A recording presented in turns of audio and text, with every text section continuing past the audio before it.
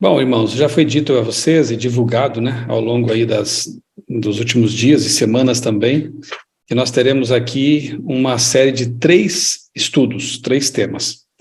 Nós vamos focalizar nossa atenção em Apocalipse 11, hoje, e Apocalipse 13, parte 1 e parte 2, nos próximos domingos. Você não pode perder. Nós vamos estudar aqui a identidade e a atuação dessas 3 bestas do Apocalipse. A besta do abismo, Apocalipse 11, depois as bestas do mar e da terra, lá em Apocalipse 13. É uma sequência de temas. Você perceberá, ao fim desse estudo, a conexão que há entre esses 2 capítulos do Apocalipse. Você perceberá como eles apontam realmente para a brevidade da volta de Jesus, como o conflito, não apenas o conflito espiritual, mas ideológico, tem se acirrado no mundo, o que para mim também é uma evidência da breve volta de Jesus. E perceberão como Deus é maravilhoso em antecipar muita coisa para nós nas profecias bíblicas, para que não fiquemos espantados quando virmos o cumprimento dessas profecias. Nós não precisamos caminhar no escuro, nós temos iluminação suficiente para sabermos por onde estamos andando e temos o poder do Espírito Santo para nos posicionarmos ao lado da verdade, proclamarmos com amor, mas também com firmeza e convicção a verdade que a Bíblia traz para o mundo. Eu quero, assim, usar as palavras do anjo que revelou a Daniel muitas de suas visões, quando disse assim para ele: Daniel, sabe e entende. Quando o anjo usa essas palavras, ele quer dizer o seguinte, parafraseando, né?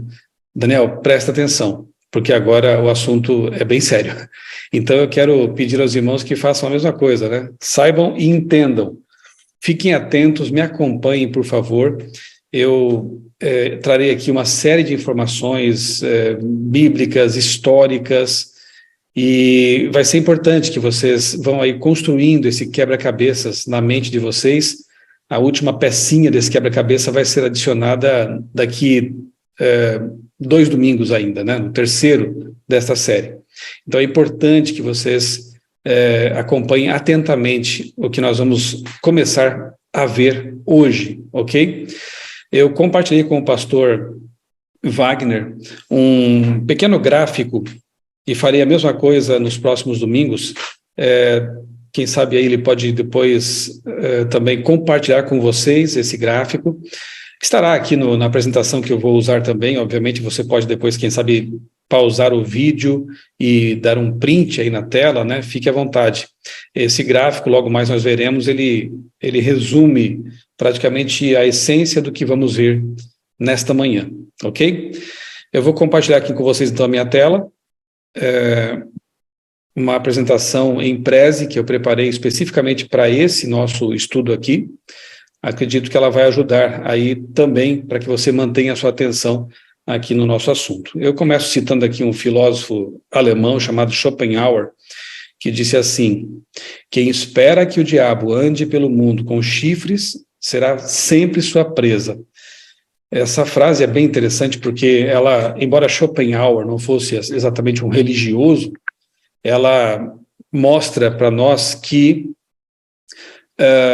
o inimigo vai usar seus muitos enganos, né, para levar as pessoas ao caminho errado, né? Então não espere que ele apareça aí com chifres, como um monstro, embora a ilustração aqui, né, da tela inicial seja essa besta, mas a besta você sabe que é um símbolo, né, não é algo literal. Satanás ele aparece como um anjo de luz, como uma ideia bonitinha, como uma ideologia simpática, nunca mostra a sua cara horrenda de anjo caído, porque assim as pessoas fugiriam dele.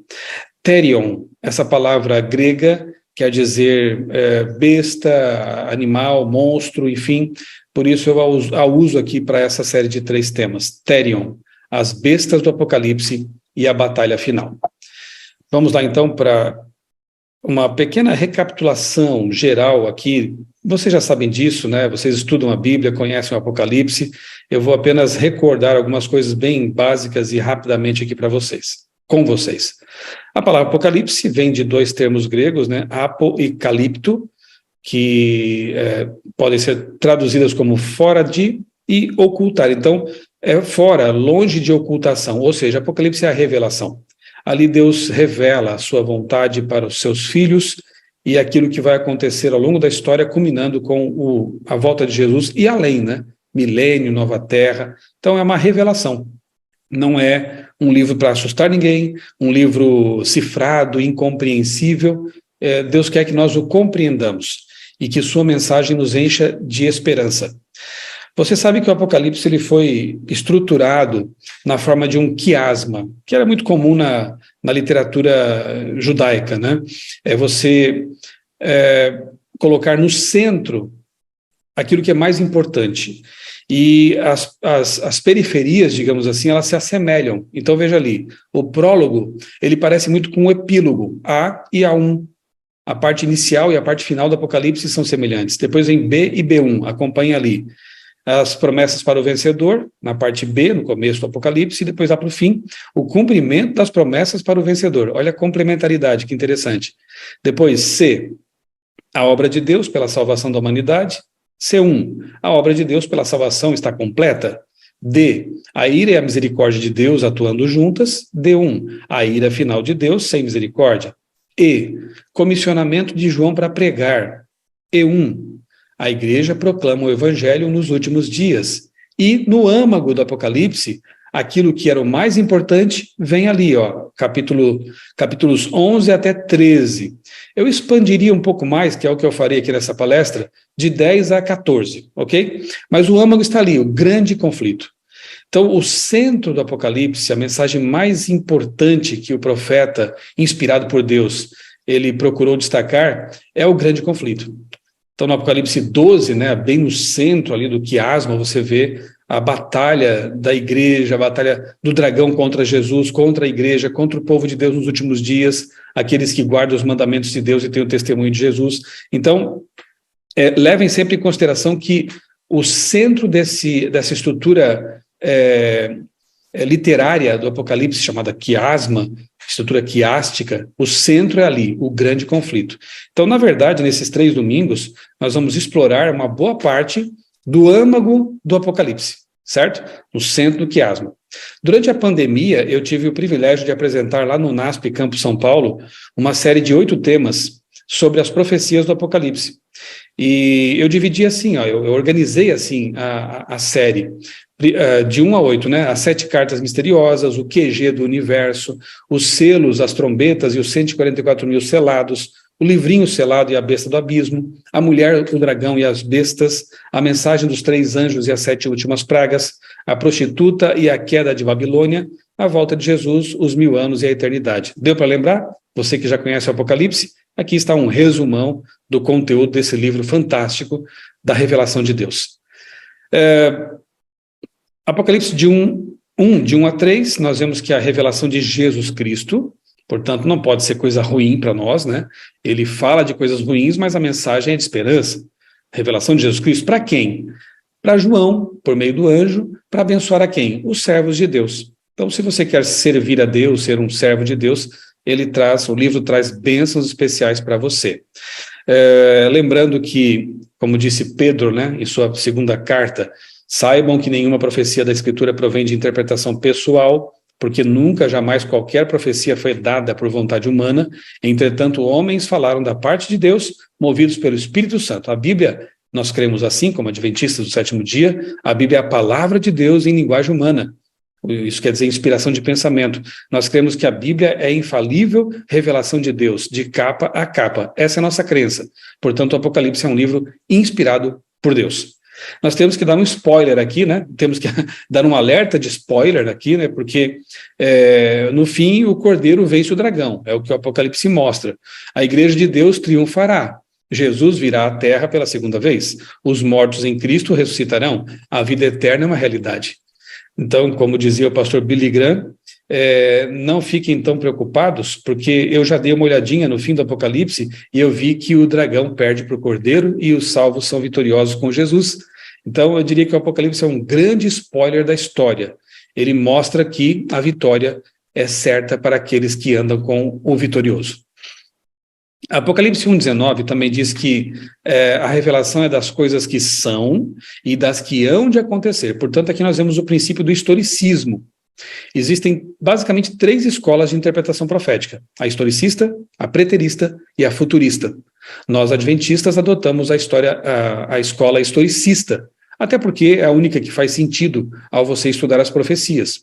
Você pega, por exemplo, Daniel capítulo 2, e hoje à noite, né, na Igreja das Mangueiras, aqui em Tatuí, eu vou pregar sobre Daniel capítulo 2, a mensagem é a solução que vem do alto. Nós vemos ali no Daniel 2, Daniel 7, Daniel 8, Daniel 12, o historicismo, claramente, as profecias elas vão se cumprindo ao longo da história, desde o tempo do profeta, às vezes até antes disso, e avançando até a volta de Jesus e até um pouco depois disso. Então, o historicismo é isso aí, entende que são as coisas que são, as que eram no tempo de João, e as que aconteceriam ao longo da história. Ok? Por isso adotamos essa escola. Um exemplo bem interessante dessa aplicação do historicismo são as 7 cartas misteriosas do Apocalipse, lá no capítulo 2 e no capítulo 3. Você também conhece bem esse assunto, não vou gastar tempo aqui com isso, mas são 7 cartas, as 7 igrejas que representam 7 períodos da história do cristianismo. Começando por... você sabe também que não havia só 7 igrejas, né? Havia outras, como Tessalônica, Colossos, Filipos, Roma, mas essas 7 são escolhidas a dedo, né? Para representar, então, esses períodos, né? Aqui no mapa você vê a localização da primeira delas, Éfeso, ali próximo do Mar Egeu, onde João estava preso, né? Na ilha de Patmos.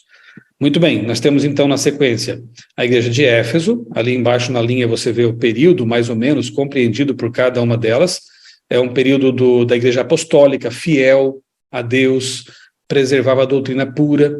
Nós temos a igreja de Esmirna, que é o período de perseguição contra a igreja, um período terrível na história da igreja, de perseguição pelo Império Romano.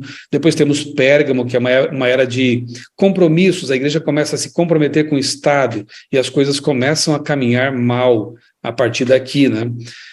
Temos ali o decreto dominical e outras coisas que acontecem nesse período, que descamba, que culmina ali com Tiatira, que é uma época bem complicada para a igreja, quando dogmas são misturados com crenças bíblicas, quando a igreja romana ela é protagonista aí no cenário, há perseguições também contra o povo de Deus. Depois vem Sardes, que é o período da reforma protestante, aqueles que se mantiveram fiéis, e sempre há um fiel remanescente ao longo da história. Aqueles que se mantiveram fiéis, eles então aderem ao movimento de reforma, sola escritura, a Bíblia como base para as nossas crenças. E vem então Filadélfia, no mesmo espírito da reforma, um movimento ali milerita, movimento adventista, pregando a volta de Jesus, pregando depois sobre o santuário, trazendo à luz outras verdades que a reforma ainda não tinha descoberto, redescoberto, né? Como o sábado, a questão da mortalidade da alma e outras doutrinas mais. E chegamos então à Laodiceia, de 1844 para cá, que é o período do tempo do fim, o povo do juízo, né? Infelizmente, a condição desse período não é das melhores. É uma igreja que tem todo o conhecimento, mas está numa situação espiritualmente morna, de indiferença. Precisamos de reavivamento. E que bom que iniciativas como esta da Sala 57 e outras têm procurado viver esse reavivamento. Nós não precisamos ser laodiceanos, embora vivamos no período de Laodiceia. Que sejamos quentes, né?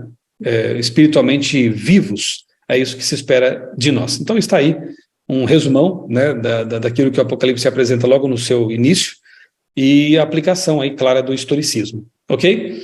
Isso tudo você já sabia, estou só recordando. Aqui também não vou ter tempo de entrar em Apocalipse 10, seria até necessário, e você deve se lembrar que no Apocalipse 10 é descrito ali um povo que é representado por João. Ele recebe um livrinho aberto, claramente é Daniel, porque é o único livro que estava selado, fechado na Bíblia. É um livrinho, 12 capítulos apenas. João, então, recebe a ordem de comer o livro. Ou seja, entender, assimilar sua mensagem. De início é doce na boca e depois se torna amargo no ventre. É uma experiência pela qual esse povo, representado por João, passou, o grande desapontamento, né, de 1844. Nós temos aqui algumas imagens que nos recordam disso, né? Milhões de pessoas foram alcançadas com essa mensagem milerita lá nos Estados Unidos. O grande desapontamento foi uma experiência amarga, porém, podemos compará-lo com o desapontamento da cruz, no ano 31. Milhares de pessoas seguiam a Jesus, mas quando ele foi preso, condenado, várias dessas milhares que ganhavam pão, cura, estavam ali escarnecendo de Jesus na cruz. Seus discípulos fugiram amedrontados, exceto João, e parecia que a igreja cristã iria terminar onde começou, né? Ser extinta. Mas desse desapontamento da cruz, eis que surge realmente um movimento poderoso, com aqueles que permaneceram firmes, um movimento cristão, a igreja cristã, que alcançou todo o Império Romano e além, né? Podemos comparar com o desapontamento de 1844. Daqueles milhões que não só, nem todos abraçaram assim a mensagem adventista milerita, mas muitos estavam na expectativa, vai que Jesus volta mesmo, eu quero estar pronto com esse pessoal aí. A maioria dessas pessoas, quando aconteceu o desapontamento, Jesus não voltou, como havia sido mal compreendido, né, o texto bíblico. A maioria absoluta debandou, se tornou descrente, voltou para suas igrejas de origem, e com um punhadinho de pessoas que permaneceu firme ali, buscando a revelação de Deus, ele então suscita um movimento poderoso, um movimento adventista, que depois vai ser organizado como Igreja Adventista do Sétimo Dia, para proclamar essa mensagem. O verso 11 de Apocalipse 10 já previa isso. Então me foi dito, é preciso que você profetize de novo acerca de muitos povos, nações, línguas e reis. Essa é a missão desse povo. Eu não tenho tempo aqui de explorar muito mais esse assunto, vou deixar 2 tarefas de casa para vocês, que vocês assistam no meu canal do YouTube, Michelson Borges, a este vídeo aí, uma breve história do Adventismo. Tome algum tempo aí ao longo da semana, como tarefa de casa, né, para assistir a este vídeo aí em que eu faço um resumo da história do Adventismo e mostro realmente essa conexão entre o desapontamento de 44 e o desapontamento da cruz. E também, se puderem, leiam aí o meu livro A Chegada do Adventismo ao Brasil, no qual eu falo sobre a história desse movimento, o movimento adventista mundial e no Brasil. Tem histórias muito bonitas aí de pioneiros que vale a pena nós conhecermos para saber nossa posição, né, na história e nossa missão dada por Deus. Ok, até aqui apenas uma introdução geral, uma recapitulação, porque você perceberá daqui para frente, agora nós vamos focalizar Apocalipse 11, que o diabo tem usado essas bestas, a besta do abismo, a besta do mar e a besta da terra, como marionetes para atrapalhar a obra do povo de Deus, de Apocalipse 10, É um grande conflito, irmãos, aqui, né, no âmago do Apocalipse. Lembra? Nós temos no Apocalipse 10 o povo de Deus que tem que proclamar a verdade na terra, especialmente as 3 mensagens angélicas. E aí no Apocalipse 11 e depois no 13, nós vamos ver os poderes que o inimigo está usando para atrapalhar a pregação do evangelho. Poderes que o inimigo está usando, né, como marionetes, eu disse, para enganar as pessoas. Nós precisamos estar atentos para não sermos nós os enganados, né? Não seria fácil, Jesus disse que não seria fácil viver nos últimos dias, mas ele nos advertiu para que nós pudéssemos ser vencedores sobre esses poderes. Eu quero convidar você a abrir sua Bíblia agora em Apocalipse 11, nós vamos ler aqui apenas os versos 3 a 13, e depois então nós vamos mergulhar aqui no estudo sobre este capítulo e sobre a besta do abismo, deixando para domingo que vem e para o próximo as bestas do mar e da terra. Abriram aí a Bíblia? No Apocalipse 11, começando com o verso 3, darei autoridade às minhas 2 testemunhas. Percebam, irmãos, amigos, os personagens que aparecem aqui neste capítulo, tá? Porque a história, ela transcorre em torno deles.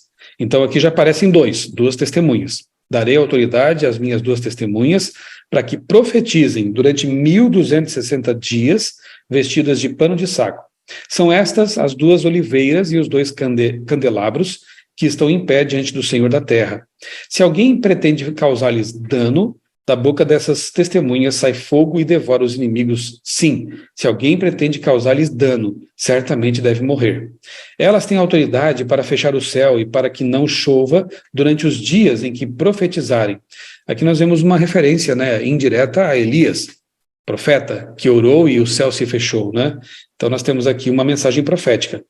Tem autoridade também sobre as águas. Olha Moisés aqui, né, o Êxodo, veja, sobre as águas, para transformá-las em sangue. Então nós temos os escritos bíblicos, né? Nós temos aqui uma alusão à própria palavra de Deus. Os escritos de Moisés, os iniciais ali, e os profetas. A lei e os profetas. Para transformá-las em sangue, bem como para ferir a terra com todo tipo de flagelos, tantas vezes quantas quiserem. Verso 7. Quando tiverem, então, concluído o testemunho que devem dar, a besta que surge do abismo, olha aí, fará guerra contra elas. A besta vencerá e matará as testemunhas. Os seus cadáveres, das testemunhas, ficarão estirados na praça da grande cidade que espiritualmente ou simbolicamente se chama Sodoma e Egito, onde também o seu Senhor foi crucificado. Então, muitos dentre os povos, tribos, línguas e nações contemplarão os cadáveres das duas testemunhas por 3 dias e meio, e não permitirão que esses cadáveres sejam sepultados. Os que habitam sobre a terra se alegrarão por causa da morte dessas duas testemunhas, realizarão festas e enviarão presentes uns aos outros, porque esses 2 profetas atormentaram os que moram sobre a terra. Mas depois de 3 dias e meio, entrou neles, nos profetas, né, nas testemunhas, um espírito de vida vindo da parte de Deus, e eles se ergueram sobre os pés, e aqueles que os viram ficaram com muito medo. E as 2 testemunhas ouviram uma voz forte vinda do céu, dizendo-lhes: subam para cá. E subiram ao céu numa nuvem, e os seus inimigos as contemplaram. Naquela hora, houve grande terremoto e ruiu a 10ª parte da cidade. Bem, fiquemos por aqui.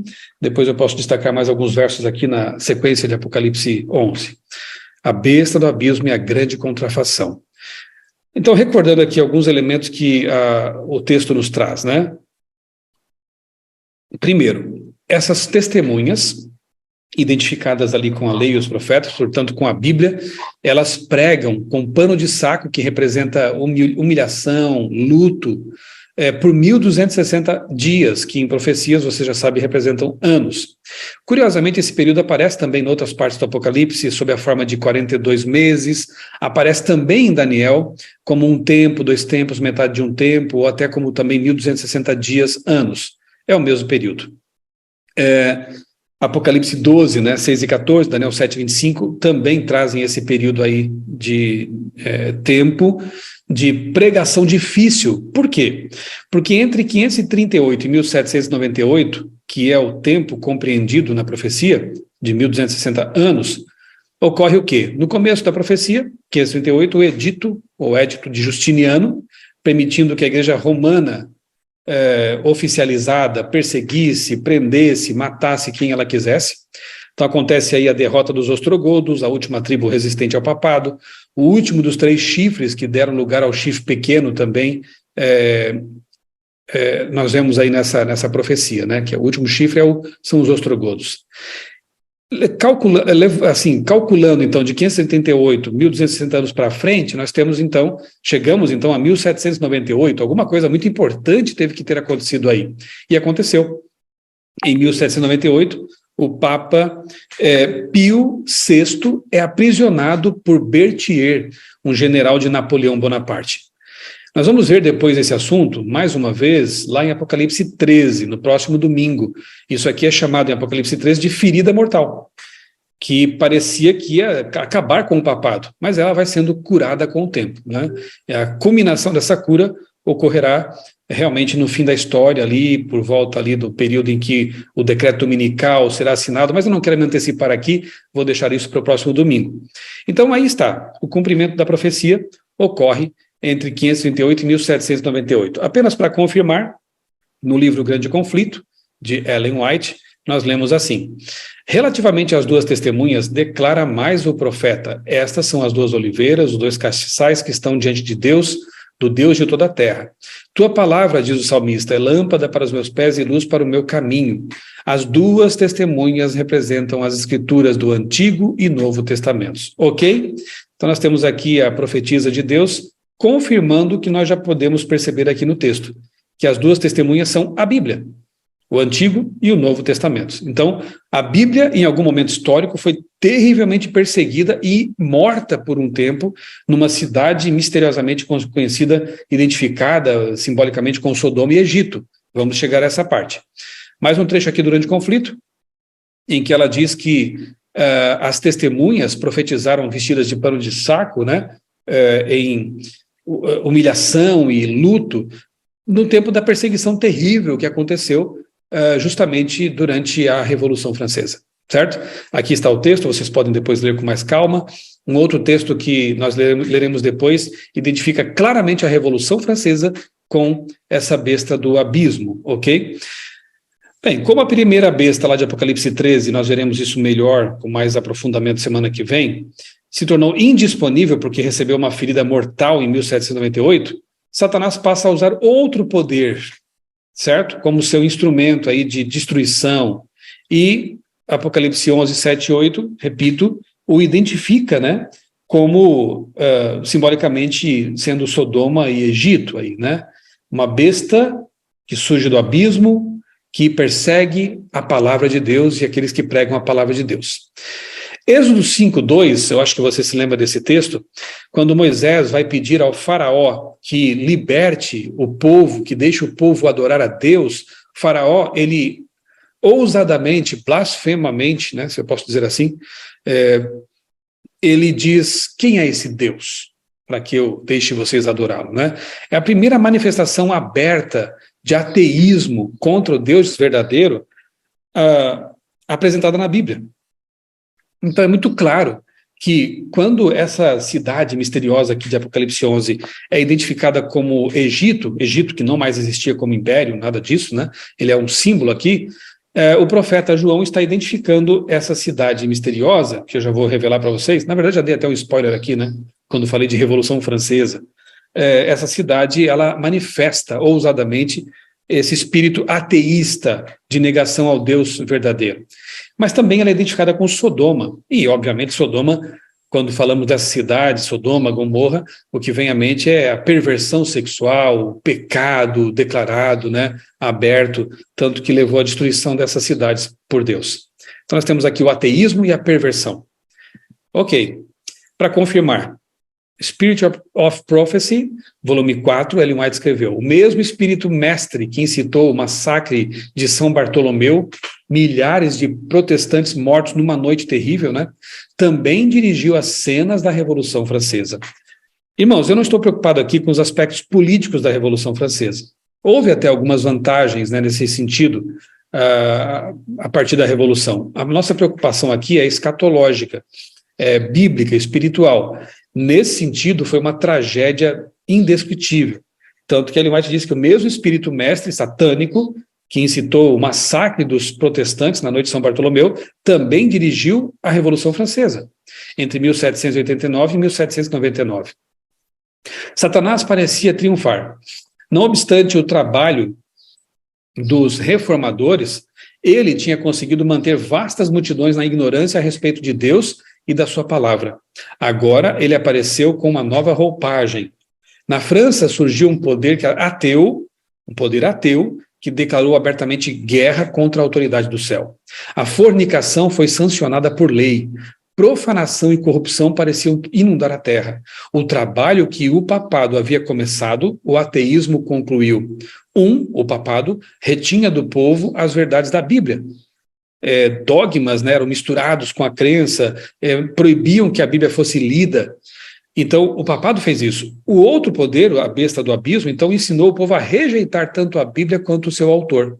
Você percebe como realmente são marionetes de Satanás? E que o objetivo sempre anote aí o que eu vou dizer agora, porque isso vai permear toda a nossa série. O objetivo sempre é afastar o povo da palavra de Deus. É levar descrença ou negação completa daquele livro que revela os planos de Satanás e o plano de Deus para a nossa vida. Então sempre vai ser essa a proposta e esse o propósito de Satanás, levar as pessoas a negar a Bíblia e o seu autor. E na Revolução Francesa nós vimos isso muito claramente. Só que, por favor, percebam, a Revolução Francesa ficou no passado, mas os ecos dessa revolução, eles permanecem no mundo até hoje. Os filhos da Revolução Francesa estão presentes em nossa sociedade hoje, precisamente, e eu vou mostrar para vocês como isso acontece. Uma revista secular de 1870, publicada em 1870, novembro, Blackwood Magazine, traz a seguinte informação, olha que interessante. A França é o único estado que, por decreto da Assembleia Legislativa, declarou não haver Deus, e em cuja capital a população inteira dançou e cantou com alegria ao ouvir a declaração. Você viu, nós lemos agora há pouco aqui, que as pessoas deram festas, né, quando as testemunhas morreram. Os profetas, né, o Antigo e Novo Testamento, aqueles profetas incômodos estavam mortos, a Bíblia foi abolida na França, então eles ficaram felizes, podiam pecar à vontade, e essa revista secular registra exatamente isso, ó. A população dançou, cantou com alegria ao ouvir que Deus não existe. Irmãos, foi lá na Assembleia Legislativa, na Casa de Leis, que isso foi declarado. Alguns anos depois, eles tiveram que voltar atrás, humilhados, porque a França entrou num estado de degradação terrível ao renegar a palavra e, inclusive, rechaçar a reforma protestante. Países que abraçaram a reforma prosperaram em todos os sentidos. Países que a rechaçaram, especialmente a França, colheram frutos amargos disso.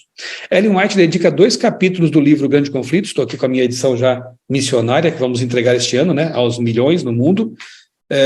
Ellen White dedica 2 capítulos para falar desse assunto, e especialmente o capítulo 15, deixa eu ver aqui, 15, ela explana ali de forma bem detalhada a Revolução Francesa, para verem como o assunto é importante, né? Outro detalhe importante aqui também, né? Para verem como a profanação foi grande, uma prostituta foi apresentada como deusa da razão e entronizada na capela, na igreja de Notre Dame, na Catedral de Notre Dame. A profanação foi realmente muito grande. O casamento passou a ser um contrato provisório, transitório lá na França. Qualquer pessoa se unia a outra e, se não gostasse do casamento ali, podia separar porque era um contrato provisório, transitório. Casamento tratado com desprezo. E a semana da criação, os 7 dias, né? Porque nós celebramos, temos esse ciclo de 7 dias, porque isso vem lá da criação. E o sábado, portanto, o memorial dessa criação, no último dia da semana de 7. Na França, porque eles queriam abolir todo o resquício, todo o vestígio de cristianismo bíblico, eles instituem uma semana de 10 dias. Olha aí a profanação, né? Claro que depois tiveram que voltar atrás também nisso, porque as pessoas começaram a morrer, ficar doentes, estressadas, porque o ser humano foi criado para funcionar em ciclos de 7 dias. Pesquise depois um pouquinho sobre o ciclo circasseptano. Isso é bem interessante. É uma evidência de que realmente nós somos criados para descansar no 7º dia. Muito bem, vamos lá. Você percebe que na Revolução Francesa, 2 instituições sagradas foram claramente atacadas. Por essa razão, o homem deixará pai e mãe e se unirá à sua mulher, e eles se tornarão uma só carne. O casamento bíblico foi atacado na Revolução Francesa. E o sábado bíblico também, né? Gênesis 2, 2 e 3. No 7º dia, Deus já havia concluído a obra que realizara, e nesse dia descansou. Abençoou Deus o 7º dia, e o santificou, porque nele descansou de toda a obra que realizara na criação. O sábado e o casamento bíblico entre um homem e uma mulher foram atacados na Revolução Francesa. Quando eu disse que hoje nós temos os ecos da Revolução Francesa em nossa sociedade, eu não estava brincando. Isso continua acontecendo. Ezequiel capítulo 16, eu quero convidá-lo a abrir nesse texto agora, mas depois volte para Apocalipse 11, que é o nosso foco, né? Ezequiel capítulo 16, já que o texto menciona Sodoma, vamos analisar alguma coisa aqui também a respeito dos pecados de Sodoma e perceber que a história se repete. Ezequiel 16, 49 e 50. Diz aqui o texto inspirado: Eis que esta foi a iniquidade de sua irmã Sodoma. Ela e suas filhas foram orgulhosas, Tiveram fartura de pão e próspera tranquilidade, mas nunca ampararam os pobres e os necessitados. Muita gente, quando vai ler esse texto, para por aqui, mas tem o verso 50 ainda, ok? Na França, ali nesse período terrível da história que estamos focalizando, as pessoas se tornaram orgulhosas, como Sodoma também foi. Desprezavam os pobres, tanto é que os pobres, né, se levantam depois, matam o rei, matam clérigos, porque não suportavam mais os impostos, a opressão, a forma terrível como eram tratados. Enquanto a realeza vivia em castelos folhados a ouro, como o de Versalhes, por exemplo, e outros lugares assim, o povo vivia na miséria, morrendo de fome. Então, isso aconteceu lá. A iniquidade de Sodoma foi orgulho, arrogância, fartura de pão por parte de alguns, mas pobres morrendo por outro lado. Mas o verso 50 também mostra outro tipo de pecado que aconteceu por lá. Além de serem arrogantes, fizeram abominações diante de mim. Abominações. A palavra hebraica aqui é toevá, ou toebá. Essa mesma palavra, ela é encontrada lá em Levítico capítulo 18. E quando você lê Levítico 18, você encontra uma série de perversões sexuais condenadas por Deus. E, sim, Sodoma, ela é símbolo de orgulho, arrogância, desprezo dos pobres, injustiça social, poderíamos dizer assim, e também abominações sexuais. E já vimos que isso aconteceu por lá. Lá em Judas, verso 7, nós encontramos a palavra ekporneu. Em Judas 7, ele faz menção direta a Sodoma também. Ekporneu, no grego, também tem essa conotação de pecado sexual. Então, nós temos que ler os dois versos para entender o que aconteceu lá em Sodoma, os versos 49 e 50 de Ezequiel. E nós vemos que lá na Revolução Francesa, naquele período terrível, esses pecados também aconteceram de forma assim muito aberta e terrível, né? Confirmando isso também, Ellen White, no Grande Conflito, aqui eu estou citando a edição missionária já, na página 116, ela escreveu o seguinte, ó: pouco antes de 1798, que começa ali o tempo do fim, né, algum poder de caráter satânico surgiria para guerrear contra a Bíblia. Ela se refere aqui à besta do abismo. E na terra, onde as duas testemunhas da palavra de Deus seriam silenciadas, por um tempo, né, o ateísmo de Faraó e a luxúria sexual de Sodoma ficariam evidentes. Que duas características básicas tem essa besta, então, do abismo? O ateísmo de Faraó e a luxúria sexual de Sodoma. O historiador, que Ellen White cita nesse capítulo, apresenta em conjunto o ateísmo e a sexualidade libertina do país. Então, historiadores seculares, este aqui, por exemplo, que Ellen White, inspirada por Deus, usa nesse capítulo, também perceberam que, durante a Revolução Francesa, o ateísmo e a libertinagem sexual foram características desse período aí, que a Bíblia traz como sendo a besta do abismo. Entre muitos livros bons que há sobre a Revolução Francesa, eu destaco este aqui, de Christopher Dawson, Os Deuses da Revolução.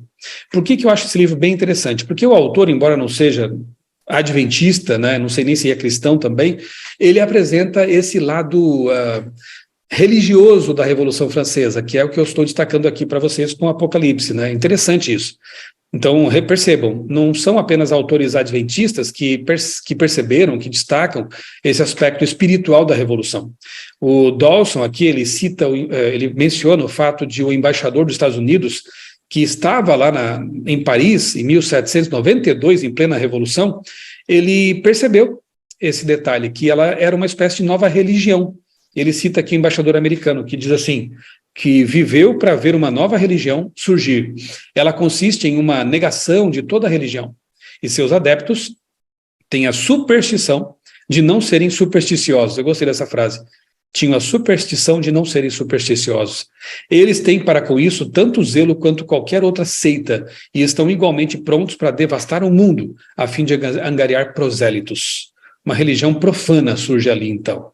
Na página 114, Christopher Dawson escreveu: como o cristianismo, o novo culto revolucionário, era uma religião de salvação humana, a salvação do mundo pelo poder do homem tornado livre pela razão. Achavam eles, né, que a razão tinha libertado o ser humano. A cruz foi substituída pela árvore da liberdade, a graça de Deus pela razão do homem e a redenção pela revolução. Palavrinha mágica aí, né? Revolução, que não trouxe nada de bom para a humanidade, né? No caso aqui especificamente, trouxe devastação e consequências muito sérias. Irmãos, aqui eu peço a atenção de vocês, né? Estão comigo ainda? Eu peço a atenção de vocês, eu preparei um gráfico aqui, eu dei uma boa trabalhada em alguns conceitos, tentando resumir tudo o que eu poderia numa tela apenas. Então, de baixo para cima, ok? Tem a seta ali, ó. O grande conflito entre Deus e Satanás. Satanás começa a primeira revolução no céu, né, indo contra a palavra de Deus, negando a palavra de Deus, e essa grande revolução satânica atravessa os séculos, as eras, e culmina com a batalha final, que é o tema do nosso estudo aqui de 3 domingos, né? Culmina com a batalha final. Ao longo dessa batalha, desse conflito, Satanás vai usando o que ele pode, né? Poderes, ideologias, pessoas, instituições. Do lado esquerdo do gráfico, você vê a atuação de Deus ao longo da história. Do lado direito, você vê a atuação de Satanás ao longo da história. Então, vejamos. A Revolução Francesa acontece ali entre 1789 e 1799. A Reforma Protestante, se eu fosse colocar uma data marco, eu colocaria 1517, que foi quando Lutero afixou lá as 95 teses na porta de Wittenberg. E eu posso apontar também aqui a Revolução Científica como algo muito importante. Coloquei 2 anos marco ali, que são 1623, quando Galileu publica Il Saggiatore, um livro muito importante para a história da ciência, e 1687, quando Isaac Newton publica lá o Principia Mathematica. Então, nós temos a Revolução Científica, que destaca a ciência verdadeira, a que vem de Deus, né? A ciência matemática, que nos revela muitas coisas importantes a respeito da natureza criada por Deus. Por outro lado, nós vemos como resultado da Revolução Francesa o humanismo, o ser humano como centro, o racionalismo humano em oposição à verdadeira ciência, o naturalismo filosófico também nasce por ali, a ideia de que as coisas aparecem por acaso, não precisam de Deus, né? Isso é o naturalismo filosófico, o naturalismo que entende que tudo vem do natural, não do sobrenatural. E a ciência humana, então, podemos dizer que nasce com os esforços filosóficos dos filósofos da Revolução Francesa. Ciência humana que é mera filosofia, não é a ciência de Deus. Então você vê aí um esforço satânico para anular 2 reformas importantíssimas, a reforma protestante, do Sola Escritura, e a Revolução Científica, da verdadeira ciência, da ciência criacionista, eu poderia dizer assim. Como filhotes da Revolução Francesa, nós temos, então, o darwinismo, o marxismo e o espiritualismo.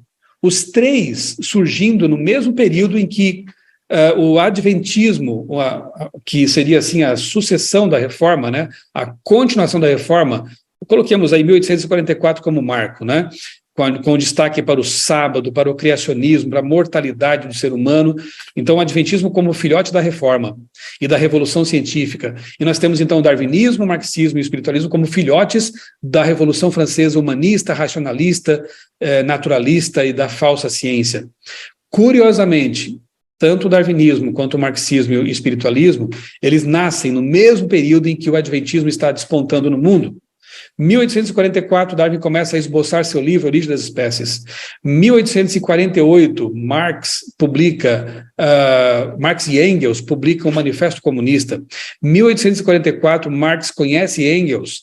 1848, aquelas batidas misteriosas na casa da família Fox, ali em Hydelsville, próximo da fazenda de Hiram Edson, onde nasce a teologia adventista, né? Isso não é por acaso, irmão. Você percebe a contrafação evidente?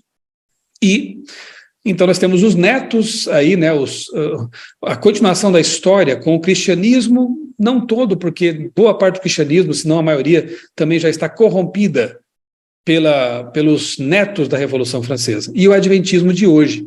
Quem são os netos da Revolução Francesa? Hoje.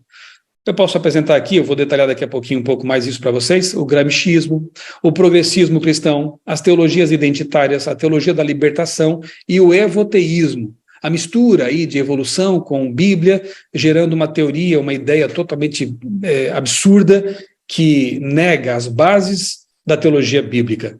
Então, esses últimos itens aqui são próprios dos séculos 20 e 21, eu diria que são os netos da Revolução Francesa. E o diabo, como sempre fez, está tentando trazer essa herança maldita para dentro da igreja, inclusive da igreja adventista. E tem corrompido muitas igrejas e muitas pessoas com essas ideias progressistas que, no fundo, negam a palavra de Deus. Tudo começa, de certa forma, ou se intensifica lá, na Revolução Francesa, que, repito, era ateísta e libertina. Ok? Esse gráfico vai nos acompanhar, depois eu vou mostrar de novo para vocês. Repito, vocês podem printar a tela, ou então pedir ao pastor Wagner que compartilhe com todos aí. Eu enviei para ele isso aqui como imagem mesmo, tá bom? Para vocês recordarem depois. Aqui estão os três, né, grandes expoentes, Charles Darwin, né, o darwinismo, Allan Kardec, o espiritismo, e Karl Marx, com o marxismo. Podemos então chamar o que esses três aí fizeram de espetáculo paralelo, como esforços, né, empreendidos pelo inimigo de Deus, no sentido de ofuscar o despertamento adventista do século XIX. Despertamento esse que traz a herança da reforma, a herança da revolução científica. Esse espetáculo paralelo traz o contrário, uma herança maldita da Revolução Francesa, do ateísmo, da descrença na palavra de Deus e abertura de portas para a libertinagem sexual também. Satanás é especialista em levantar cortinas de fumaça e foi exatamente o que ele fez com esses movimentos aqui e outros mais, que eu chamo de filhotes da Revolução Francesa. Um autor adventista que percebe muito bem isso é o Mervyn Maxwell, Dr. Mervyn Maxwell, no livro da CPB, Uma Nova Era, segundo as profecias do Apocalipse. Ali no finalzinho, ele citando um historiador, ele diz que o movimento comunista jamais haveria tomado a forma que tomou, não fosse a ocorrência prévia da Revolução Francesa. Eu diria que nem o darwinismo, e também até o espiritualismo, né, teriam espaço tão aberto assim para crescerem, não fosse a ocorrência da Revolução Francesa, que lançou por terra as bases do cristianismo e abriu caminho para revisionismos, para críticas e descrenças em relação à palavra de Deus. Então, um autor adventista, que importante, percebendo que o comunismo, ele tem ele recebe essa herança, né? Ele bebe da fonte da Revolução Francesa. Tem uma citação muito boa aqui do livro, Uma Nova Era segundo as profecias do Apocalipse. Mervyn Maxwell também diz o seguinte, olha só, na página 22. Karl Marx foi, sem dúvida, um falso Cristo vestido de outras roupagens. Daqui para frente eu vou destacar aqui, vou tentar ser o mais rápido que eu puder, o marxismo. Eu poderia também falar muito sobre o darwinismo, e tenho falado muito sobre o darwinismo ao longo de mais de 20 anos, 30 anos, na verdade, desde que eu me tornei criacionista e abandonei o evolucionismo. Eu tenho usado as redes sociais mais recentemente, o meu blog Criacionismo, ao longo de mais de 15 anos, para apontar as incoerências do modelo darwinista.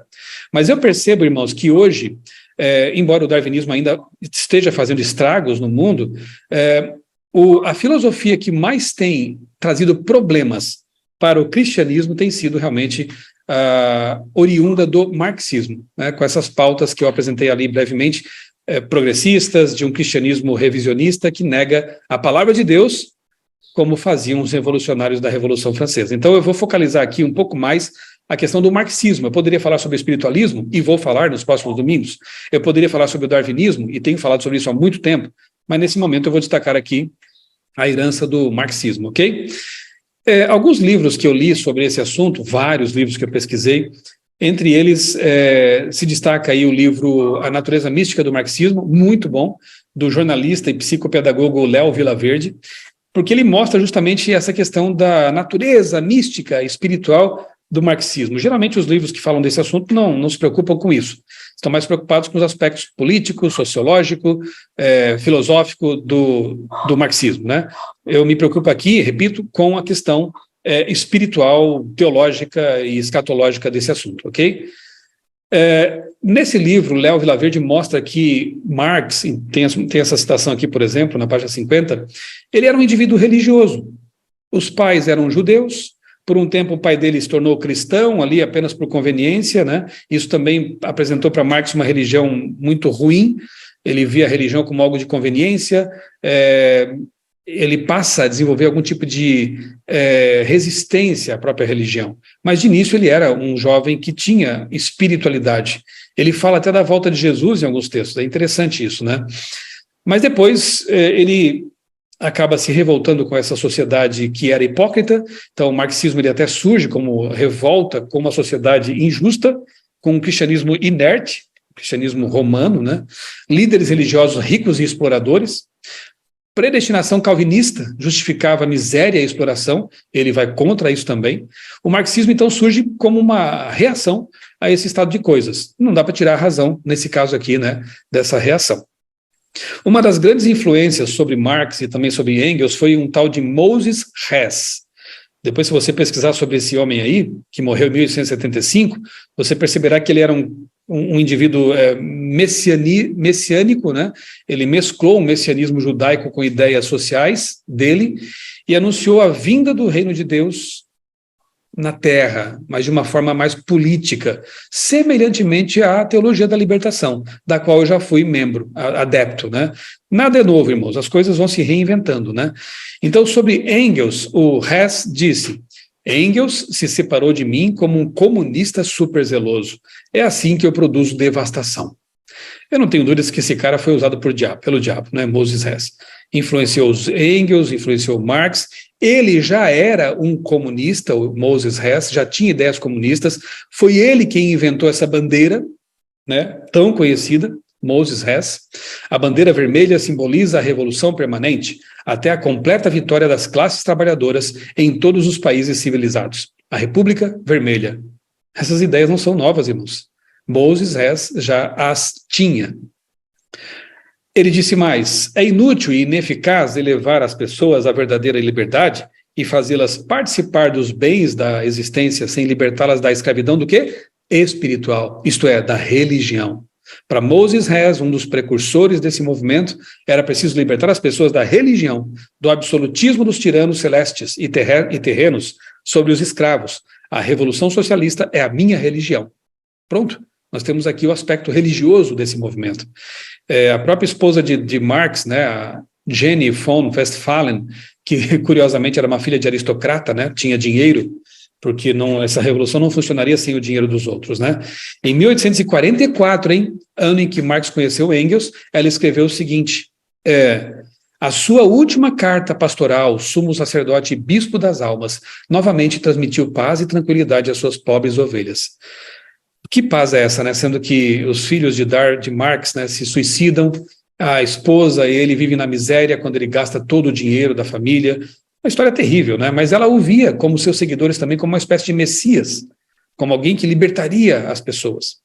Entre 16 e 17 anos, Marx era cristão, como eu disse a vocês, só que aos 18 ele se torna um ateu arrogante e agressivo. Uma mudança estranha aconteceu ali, né? Outro livro muito bom, de Cleo Skousen, um ex-agente do FBI, O Comunista Exposto. Ele estudou esse assunto para poder mostrar aos americanos ingênuos o que estava invadindo a América naquele tempo, né? Um dos que indicam esse livro, recomendam esse livro, é o próprio Ben Carson, o Dr. Ben Carson, né? Adventista aí, muito conhecido. Ele disse assim que O Comunista Exposto, esse livro, apresenta toda a agenda da esquerda. É incrível como ela foi cumprida tão rapidamente. Uma agenda que vem sendo cumprida aí ao longo das décadas, né? Uma citação desse livro aí na página 54 diz assim: Marx acreditava que a matéria fosse autodinâmica. Então você vê que o evolucionismo está mesclado aqui também com o marxismo, né? Matéria autodinâmica. Não haveria necessidade de criador, planejador ou uma força governante no universo. Os sentimentos antirreligiosos de Marx encontram expressão em sua tese ao selecionar o grito de Prometeu como sua divisa. Em uma só palavra: odeio todos os deuses, dizia Marx. Lembra de Prometeu, lá da mitologia grega? O Marte Prometeu, aquele que rouba o fogo dos deuses e traz para os seres humanos uma ideia de iluminação da humanidade. Marx entendia que sua missão era semelhante a desse ser mitológico, que na verdade é uma representação de Satanás, né? Então ele se revolta contra os deuses, contra a religião, se retratando como o Prometeu acorrentado não a uma rocha, mas a um prelo, porque Marx se via como aquele que traria a luz, por meio de seus escritos, à humanidade. ele trouxe coisas muito terríveis, né? Outro livro muito bom de George Sigmund, que é um filósofo e teólogo, né? O Ateísmo Moderno, um livro da década de 50, que eu encontrei num sebo, é uma pérola.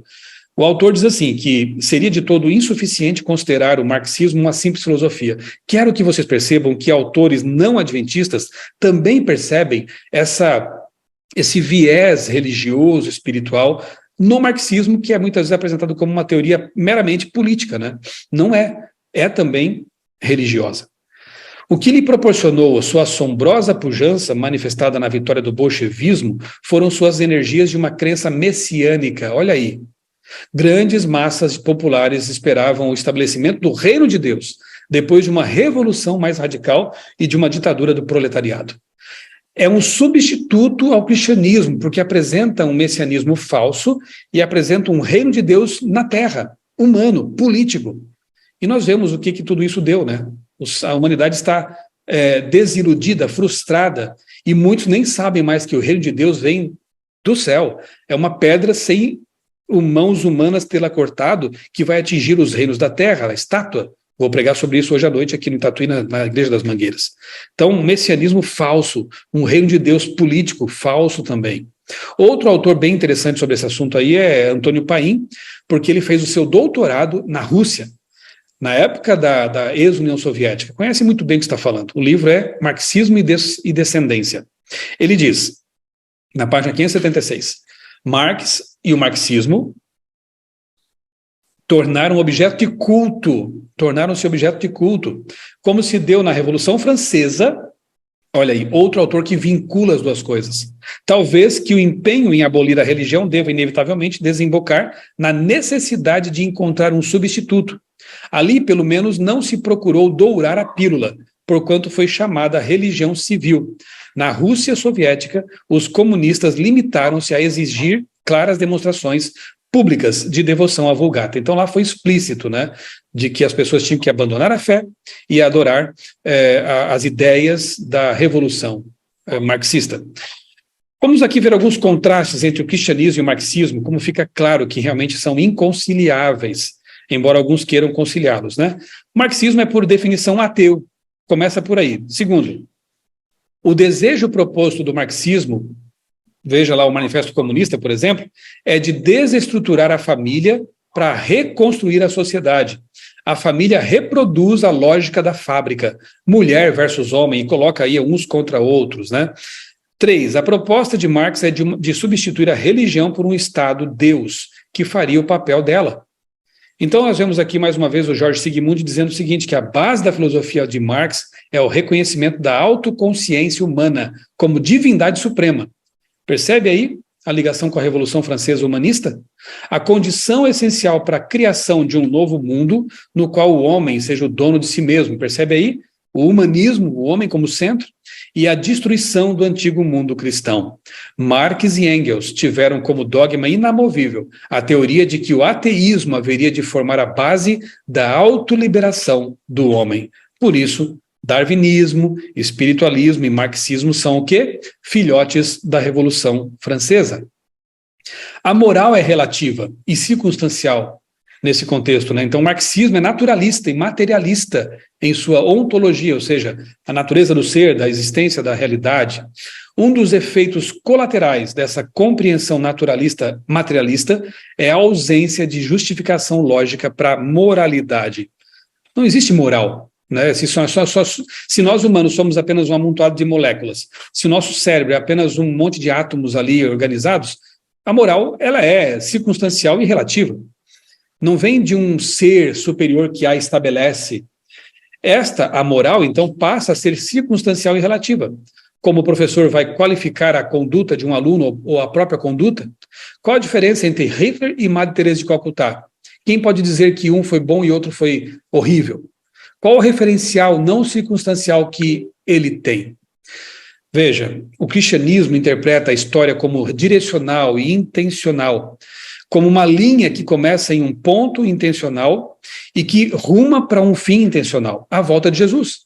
O marxismo vê a história como um produto randômico, uma sucessão de acontecimentos passíveis de releitura ideológica, como no caso da pedagogia do oprimido, por exemplo, de Paulo Freire, ou então de reescrita, como no caso da teologia da libertação de Leonardo Boff, ou então que pode ser direcionada, como quis Antônio Gramsci, que eu vou citar daqui a pouquinho para vocês. De novo aqui o comunista exposto, falando sobre os 10 mandamentos e a moral judaico-cristã. Isso nos toca especialmente adventistas, porque nós amamos a lei de Deus. Veja só que interessante isso aqui, ó, página 113. Os escritores comunistas sustentam que o Código de Ética Judaico-Cristão é moralidade de classe. Com isso, querem dizer que os 10 mandamentos e a ética do cristianismo foram criados para proteger a propriedade privada e a classe proprietária. Que absurdo, gente. Eles acreditam que honrarás pai e mãe tenha sido criado pelos judeus antigos para enfatizar a seus filhos que estes constituíam propriedade particular de seus pais. Eu nunca vi tanta coisa absurda dita sobre a lei de Deus. Mas não matarás foi atribuído à crença da classe dominante de que seus corpos eram propriedade privada e, portanto, deveriam ser protegidos juntamente com outros direitos de propriedade. Consideraram que não cometerás adultério e não cobiçarás a mulher do teu próximo foram criados para acrescentar a ideia de que o marido era o senhor da casa e sua esposa propriedade privada que pertencia estritamente a ele. Que diabólico isso! Mandamentos que servem para proteger a humanidade, proteger o casamento, proteger a propriedade, proteger a família. Os seres humanos são colocados aqui pelos marxistas como elementos para conseguir a posse, para conseguir o domínio. Que coisa mais absurda isso. Mas é como eu disse, né? Eles releem o mundo sob a ótica dessa revolução diabólica. O pragmatismo, como aliado do marxismo, vê em todo o discurso um propósito oculto, o verdadeiro intento, a busca pelo poder. Daí não se admite verdade. Isso é uma forte contradição com o cristianismo. O marxismo, por essência, né, a revolução oriunda da Revolução Francesa, besta do abismo, é por essência relativista. Então aí você não pode ter o conceito de verdade que nós pregamos como cristãos. Jesus é a verdade que liberta. Eu deixo mais uma tarefa de casa para vocês, porque tem muita gente querendo dizer que Jesus foi um revolucionário. Nada mais falso. E neste vídeo aqui, meu canal no YouTube, eu apresento então essa questão. Será que Jesus foi um revolucionário? De jeito nenhum, gente. Jesus foi o salvador da humanidade, Deus encarnado, o verbo eterno entre os seres humanos. Alguém pode perguntar a essa altura, mas será que falar desse assunto não é já desperdício de tempo? Porque o marxismo, o comunismo já não ficou para trás quando o Muro de Berlim, em 89, é derrubado, quando em 91 acontece ali o fim da ex-União Soviética, a queda da cortina de ferro. Será que não acabou ali?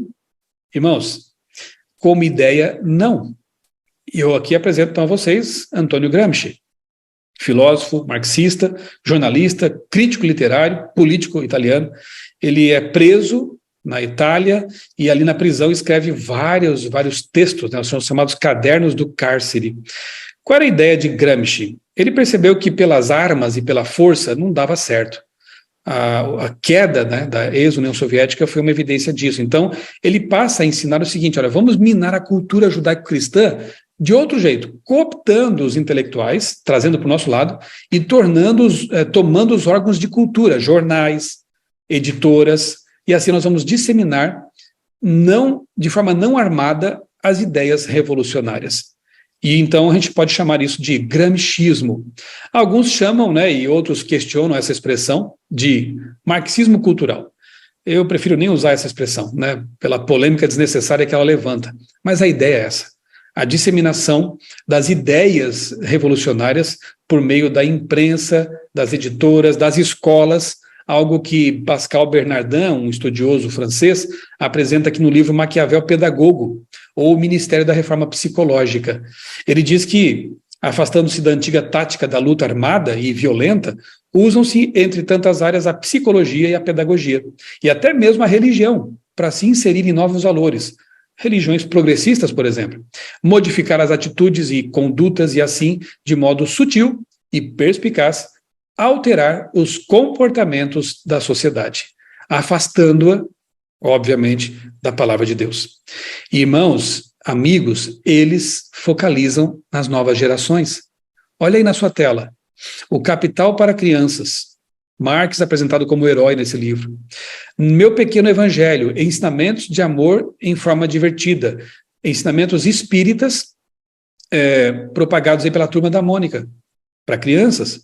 Comunismo para Crianças, um livro para todas as pessoas que desejam um mundo melhor. De novo, a utopia de um reino terrestre, um reino de paz terrestre, né?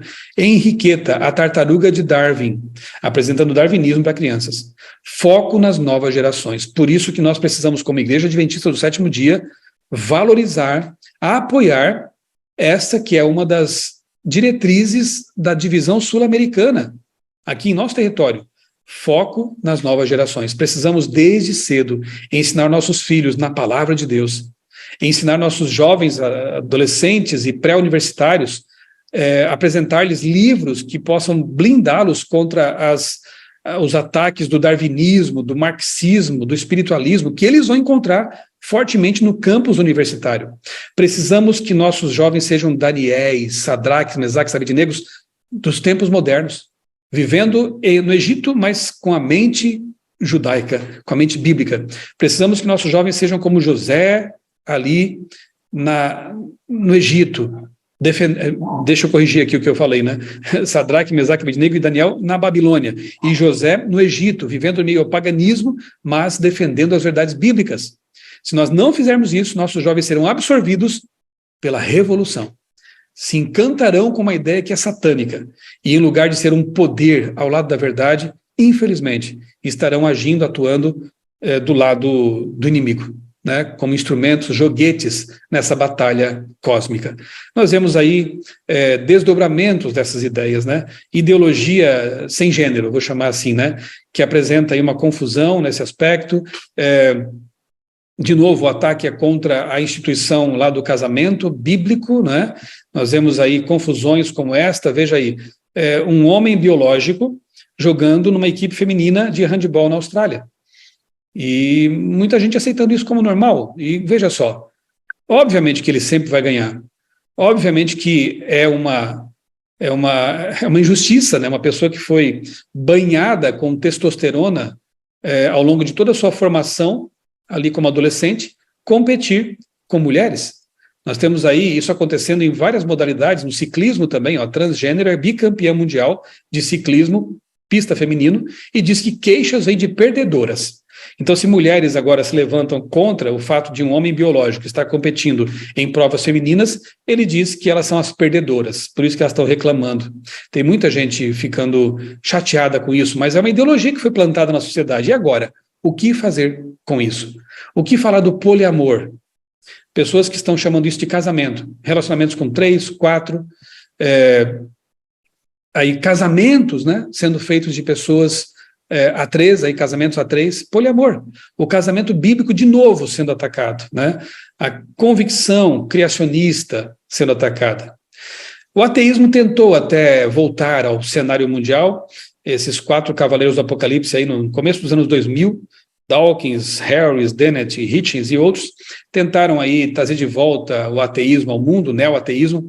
Foi o que eu chamo de último suspiro ateísta, né, no mundo. E depois nós vemos que isso começa a declinar. Pesquisas mostram que a fé no mundo continua em crescimento. Não necessariamente uma fé denominacional, mas as pessoas têm algum tipo de religiosidade. Elas tentam mesclar a sua religião com suas ideologias. A confusão está instalada, mas o mundo é religioso. E esse cenário é necessário para que a besta do mar, nós vamos estudar isso semana que vem, ela possa cumprir sua missão diabólica no mundo. 84% da população mundial afirmam seguir alguma religião, algum tipo de espiritualidade. Isso é fato. Então, por mais que Dawkins e seus amiguinhos tenham tentado acabar com a religião, isso não deu certo. Eles tentaram, mas não funcionou. A profecia mostra um cenário religioso nos últimos dias, um cenário de sincretismo, de confusão, mas religioso. Ideias têm consequências, irmãos, quando filosofias são adotadas, né? E nós vemos aí, por exemplo, a concepção de que se o ser humano é apenas um amontoado de células, qual o problema abortar? Qual o problema encarar uma vida intrauterina como quase não vida? E aí nós vemos, né, na Argentina, quando essa lei foi aprovada, do aborto indiscriminado, milhares de mulheres comemorando isso nas ruas. No Brasil, enquanto isso não é lei, então grupos de brasileiras apoiando pessoas que mulheres que queriam abortar, ir à Argentina para fazer isso, né? O Biden, que em 2021, quando foi eleito, esse que é um presidente de linha mais à esquerda, né, quando foi eleito, jurou sob uma Bíblia católica ser fiel aos seus princípios, mas no dia seguinte ele derrubou uma lei que impedia o financiamento norte-americano de abortos pelo mundo. No dia seguinte, atentando contra a vida já, né? A Bíblia diz o seguinte, ó, que os teus olhos viram meu corpo ainda informe, e no teu livro todas essas coisas foram escritas. Se Davi está dizendo que Deus o viu ainda informe, quando não tinha bracinhos nem perninhas, ele estava sem forma de ser humano, mas já era uma vida. Como podem cristãos apoiar esse tipo de coisa, né, o aborto? Então, isso só é possível porque foi gerado um estado de coisas, um estado filosófico religioso no mundo que encara a vida de uma perspectiva humanista, darwinista, marxista. É isso que nós temos que entender, os netos da Revolução. Em 2015, os Estados Unidos, a maior nação protestante do mundo, deu outro golpe contra o casamento bíblico ao aprovar o casamento de pessoas, entre pessoas do mesmo sexo. Nós não temos nada contra, né, as decisões que as pessoas tomam, o que fazem da vida delas, mas note a ironia de uma nação protestante que deveria preservar a Bíblia Sagrada, votando leis que vão contra a Bíblia Sagrada. Será que no futuro próximo, uma lei que contraria frontalmente o sábado também não será facilmente assinada pela mesma nação norte-americana? Aguarde o próximo domingo, nós vamos ver isso. Consequências terríveis desse tipo de pensamento também aconteceram na forma de mortes e muitas mortes. O livro Negro do Comunismo registra mais de 100 milhões de pessoas que foram mortas por regimes opressores comunistas. Se você duvida disso, pelo menos acredite num pastor adventista, Mikhail Kulakov, que escreveu o livro Ainda que Caiam os Céus. Como ele foi preso, deportado, foi enviado para a Sibéria. Ele, seu pai, que também era pastor, simplesmente por pregar o evangelho na ex-União Soviética. Aqui está a lista, né, dos países que mais mataram pessoas em seus campos de concentração, em seus gulags, movidos por essa ideologia nefasta. Nós temos também alguns filmes que falam disso, né, como esse aqui, a Milada. São histórias, né, seculares que mostram realmente como o comunismo ele causou grandes e grandes estragos na Tchecoslováquia. Tenho aqui algumas entrevistas que eu fiz com a psicóloga Svitlana Samoilenko, ela é adventista. Se você não acredita em mim ou nos livros que eu citei, pelo menos acredite em quem viveu nesses regimes. A Svitlana era uma criança quando o regime comunista ruiu na ex-União Soviética e também na Ucrânia, e ela fala do que seus pais e avós viveram, né? Foi terrível. Prisões religiosas, por causa de motivos religiosos, né? Primeiro mataram meu pai, um filme que foi dirigido por Angelina Jolie. Ela conta como foi terrível para os cambodjanos, lá no Camboja, né? A ascensão lá do comunismo. Também tem o livro, o filme A Sombra de Stalin, né? Sempre há algumas restrições, né? Não assista isso com crianças, obviamente, mas são documentos, histórias que contam, por exemplo, nesse filme aqui do Holodomor, da matança por fome de pessoas lá na Ucrânia, quando a ex-União Soviética e seu regime comunista levaram à morte milhões de pessoas por fome. Então a coisa não é brincadeira, né? Realmente. Finalizando aqui, irmãos, nós temos então esse texto de Ellen White, manuscrito 94, 1903, em que ela diz: falsas teorias estarão misturadas com cada fase da experiência e serão advogadas com fervor satânico, a fim de cativar a mente de toda pessoa que não estiver arraigada e fundamentada no pleno conhecimento dos sagrados princípios da palavra de Deus. Se nós não estivermos com a nossa mente arraigada, né, com as raízes bem fincadas na palavra de Deus, nós seremos envolvidos por ideologias satânicas que hoje estão aí permeando as universidades, a mídia, as produções culturais, da indústria cultural, as religiões. Nós precisamos de discernimento claro da palavra de Deus. Apocalipse 10 e 11, portanto, se é que vocês não perceberam, né? Creio que já perceberam. Apocalipse 10 e 11 evidenciam uma batalha ideológica. entre um povo que percebeu que precisava levar avante a reforma protestante e o princípio básico do sola escritura, e movimentos políticos, sociais e ideológicos que contrariam isso aí, que vão contra a palavra de Deus. Na linha do tempo nós temos 1789, Revolução Francesa, 1798, fim dos 2.600 anos, né, 2.260 anos proféticos, 1844, o nascimento do grande movimento adventista, e aí para frente, dali para frente, a pregação das 3 mensagens angélicas em paralelo com a pregação da contrafação satânica por meio das bestas do Apocalipse. Irmãos, aqui só para já dar um pequeno spoiler do que vem. Hoje nós vimos, então, a besta do abismo, que é identificada com o Egito, o ateísmo, e seus desdobramentos, e Sodoma, pecado, libertinagem, e seus desdobramentos ao longo da história. Veremos depois a besta do mar, domingo que vem, o vinho adulterado, que representa doutrinas falsas, dogmas, perversão da palavra. E veremos finalmente, no último domingo dessa série, a besta da terra, imposições políticas e o tal do dominionismo, como a política ela é usada pela religião, ou melhor dizendo, a religião usada pela política para levar avante pautas que são políticas. Então nós veremos como a direita ela é usada também por Satanás. Notem, aqui nós não estamos preocupados com esquerda, direita, essa ou aquela linha política, porque tudo neste mundo, o mundo que jaz no maligno, é usado por Satanás. Então no domingo, o último domingo, nós veremos então a teologia do domínio, e você se surpreenderá como isso tem acontecido também em nosso tempo, e tem desviado pessoas da Bíblia também, porque esse é o objetivo principal de Satanás. Aqui só para vocês lembrarem do gráfico, nós temos a Revolução, nós temos então a besta do abismo, os desdobramentos ao longo da história, os filhos, os netos da Revolução, e do outro lado nós temos então Deus atuando poderosamente com a Reforma Protestante, com a Revolução Científica, nós temos ali o Adventismo como o continuador da Reforma, e hoje estamos vivendo nesse mundo de caos em meio aos netos da Revolução. O que faremos? Como agiremos? Como nos manter livres dessas ideologias que ganharam o planeta? Aqui está o grande antídoto, a palavra de Deus. Nós precisamos conhecer a palavra de Deus. Eu louvo a Deus porque o finalzinho do capítulo 11 de Apocalipse, ele fala, dá um spoiler da história, né? Como eu disse no começo, ele fala o que vai acontecer com os fiéis. E é dito assim: o reino do mundo se tornou de nosso Senhor e do seu Cristo, e ele reinará para todo sempre. Não confie em promessas de reino de paz terrestres. Isso é diabólico. Nós não vamos conquistar o reino de Deus pela política. Nós não vamos conquistar o reino de Deus por ideologias. Os reinos do mundo se tornaram de nosso Senhor Jesus Cristo, e ele reinará para todo sempre. Nós esperamos o reino de Deus. A vitória nos é garantida por Jesus. Nós temos aí o cristianismo progressista, que eu diria que é a obra-prima de Satanás, porque ele traz todas essas ideologias e as infiltra no cristianismo. Então, hoje, eu quero recomendar a vocês leituras como estas aqui. Os 10 Mandamentos da Esquerda Cristã e o Outro Evangelho, uma resposta ao cristianismo progressista de uma cristã, de uma senhora chamada Aliza Childers, que foi envolvida por essas ideias, depois, graças a Deus, voltou para a Bíblia.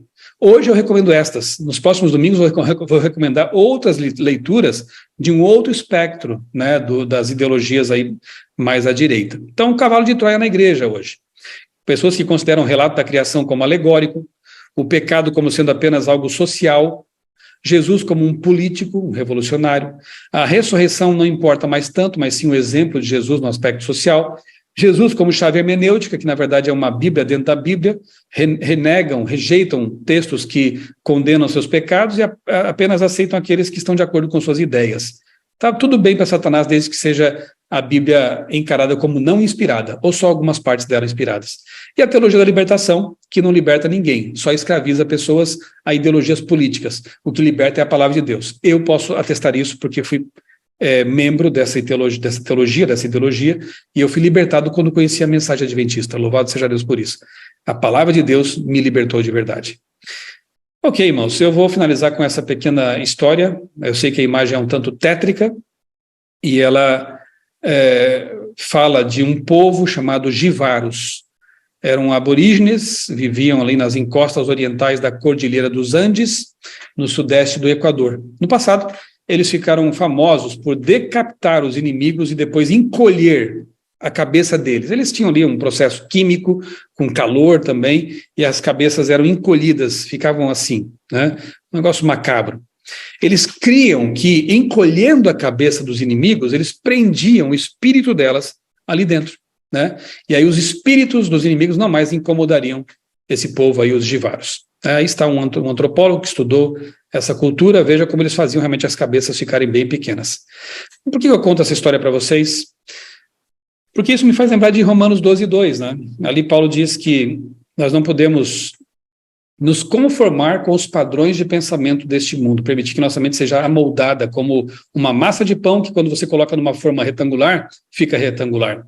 Quando você coloca ali essa massa numa forma redonda, ela fica redonda. A nossa mente não pode ser moldada pela forma do mundo.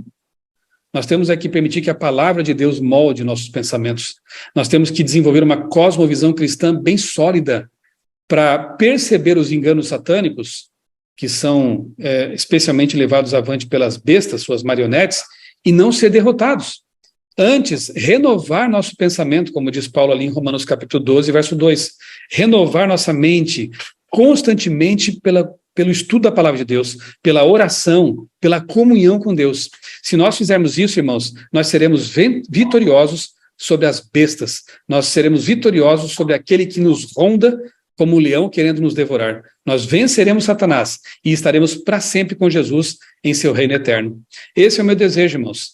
É isso que eu mais desejo para todos nós, que nós sejamos vitoriosos sobre as ideologias que rondam o mundo e sobre aquele que é o pai delas, Satanás. Que Deus nos ajude a vencer. Que Deus nos ajude a ter mais tempo para a palavra. Que Deus nos ajude a orar mais e ter mais comunhão com Ele. Aí a verdade vai nos libertar.